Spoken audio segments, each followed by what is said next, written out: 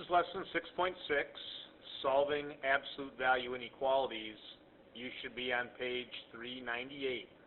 Now, the last few days, we have spent time solving absolute value equations, and then we've actually graphed absolute value equations. You notice we're just working. This is going to be a similar lesson, but it's solving inequalities. So, a quick review. Recall that when you have the equation absolute value x equals 3, that means the distance between x and 0 is 3. So there's two solutions to this problem, 3 or negative 3. Those are the numbers that would be 3 away from 0.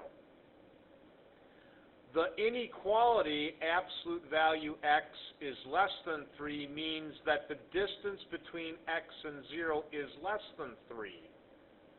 So any number that we can plug in here that would have a distance to 0 that's less than 3 would be a solution. So there's a whole bunch of correct answers to this, so we graph it. So here would be a picture of that graph. I'm going to erase what I highlighted here to make it a little bit easier to see. There's a picture. It's in your book on page 398. And you can see in the picture they have an open circle at negative 3, an open circle at positive 3, and they're shading everything in between. These are the numbers whose distance to 0 is less than 3. Now, if you see the absolute value of x is greater than 3, that means that the distance between x and 0 is greater than 3. Here's a picture of that graph. You can see an open circle at 3, and we're shading numbers to the right because these values have a distance to 0 of more than 3, but so do these over here, open circle, negative 3, shading left. So that would be a good summary of the difference between the absolute value of x equaling 3, which would give you two solutions, 3 and negative 3, versus having absolute value of x less than 3 or greater than 3. Let's talk about solving absolute value inequalities. Look at these two examples. The first example, absolute value x is greater than or equal 6. We're looking for any value whose distance to 0 is 6 or more. So you can see a picture here of that on a number line, because remember, we want to draw number lines for these because this problem has infinitely many correct answers. So if I asked you to write them out, it'd be impossible. It's easier to graph it. So here's a picture of the graph. You can see they used a scale of 3. So they have a closed circle at 6, and they're shading right because those numbers have a distance greater than 6. But then you also see a closed circle at negative 6 shading left because these numbers have a distance to 0 of greater than 6. And then here would be another example, absolute value of x less than or equal a half. So I'm looking for any values whose distance to 0 is less than a half. And again, we need a picture of that because there's infinitely many correct responses to this. Anything from 0.5 to negative 0.5 or in between would be the values whose distance to 0 is less than or equal to a half. Let's try a few of these. Solve the inequality, graph it. So we have these three, and I'm going to go to the next page where I have number line paper. So absolute value x is less than or equal 8. So I'm just going to draw that up here. So I know I'm looking for any values whose distance to 0 is less than or equal to 8. Well, 8 would be exactly 8 away from 0. So would negative 8, and then anything in between would have a distance that's less than 8 to 0. There's a picture of all the correct solutions to that. Let's look at this one. Absolute value of u is less than 3.5.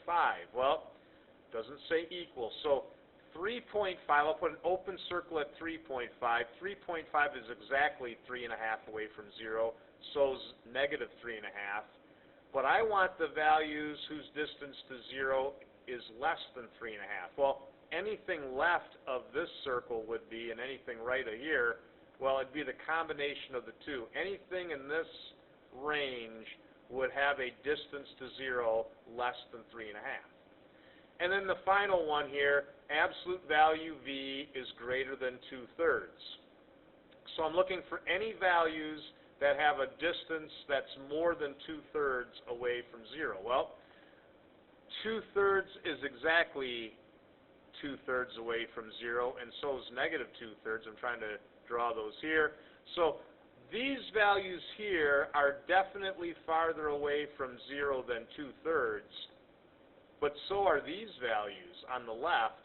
These are also at least more than 2/3 away from 0.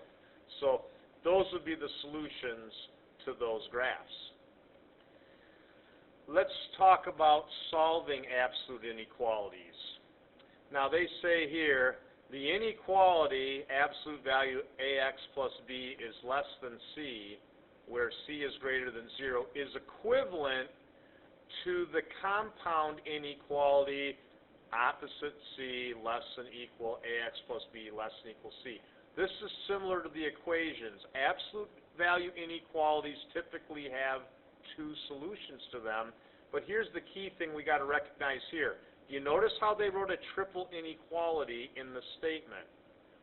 A triple inequality means it must be an AND problem.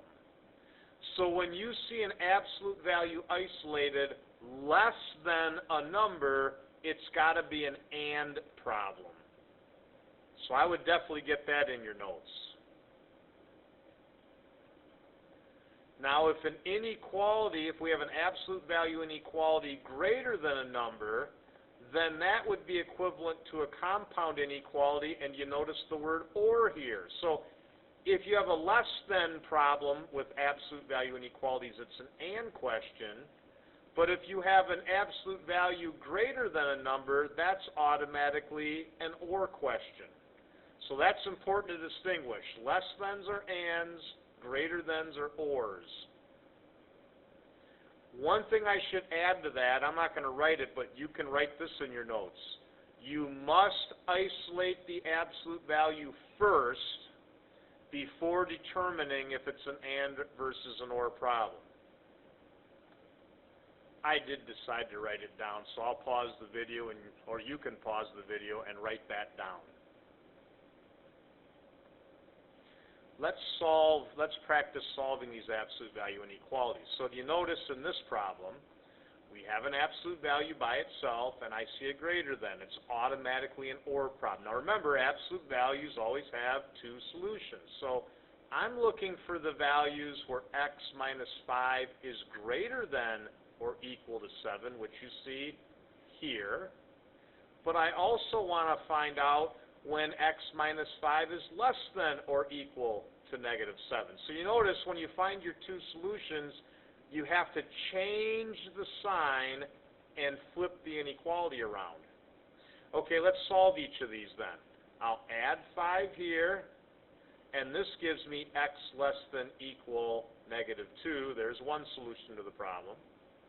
And for the other solution, add 5 here, and that would give me x greater than 12, equal 12 as a solution. So when I graph it, I'll get this. Now, if I want to check if this is correct, let's check. Let's pick a value less than negative 2, like let's try negative 4. That's definitely less than negative 2. Let's put negative 4 in here.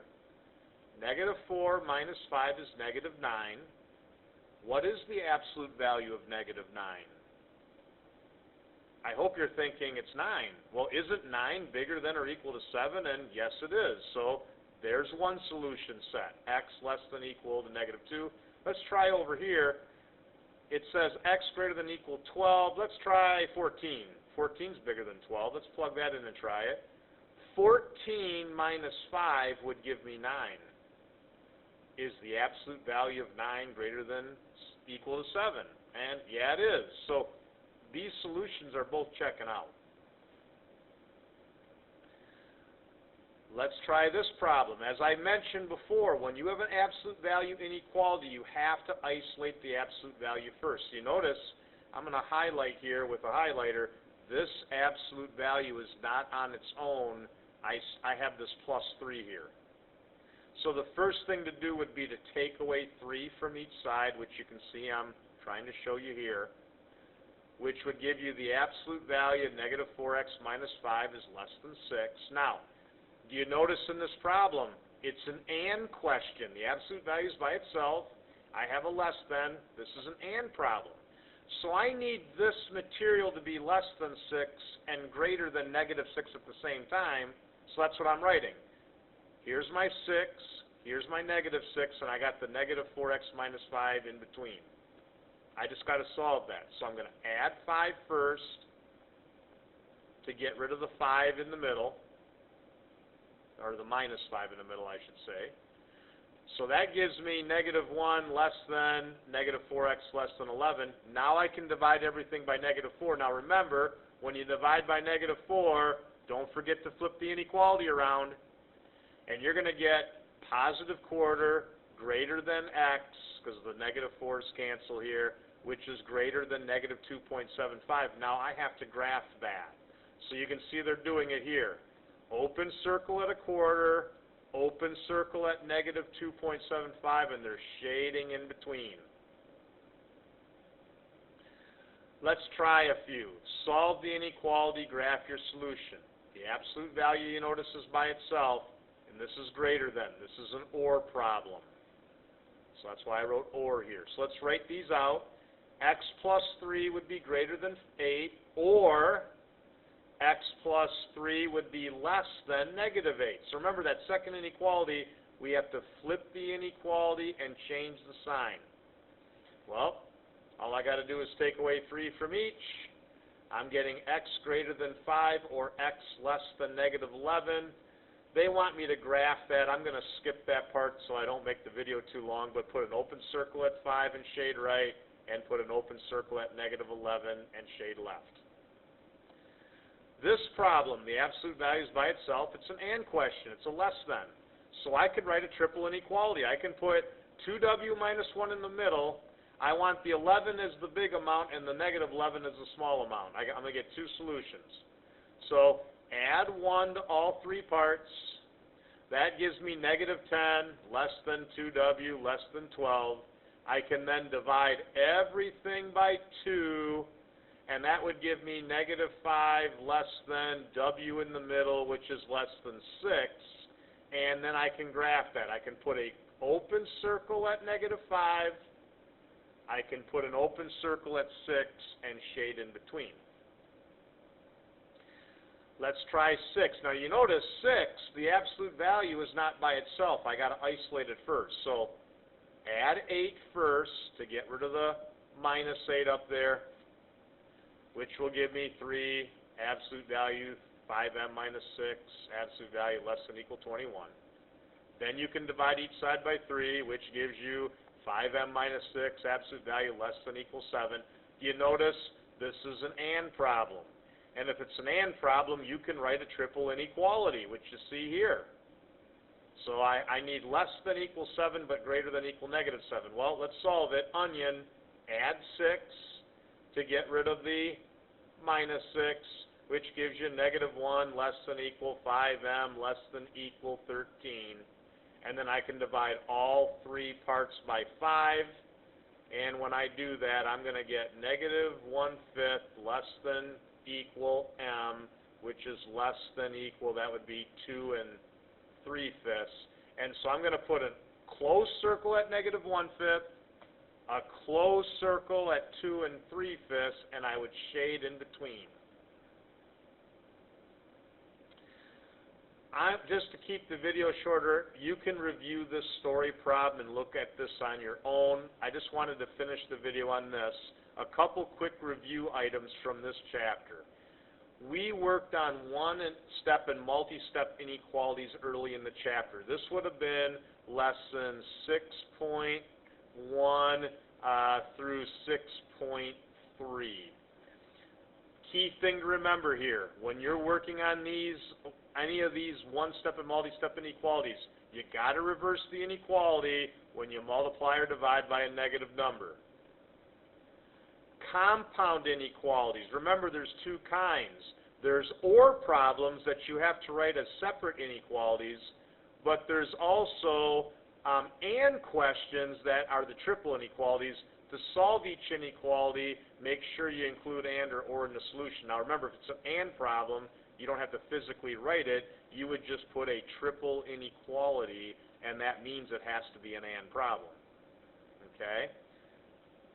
Absolute value inequalities. Oh, by the way, I should have wrote down compound inequalities we worked on in lesson 6.4.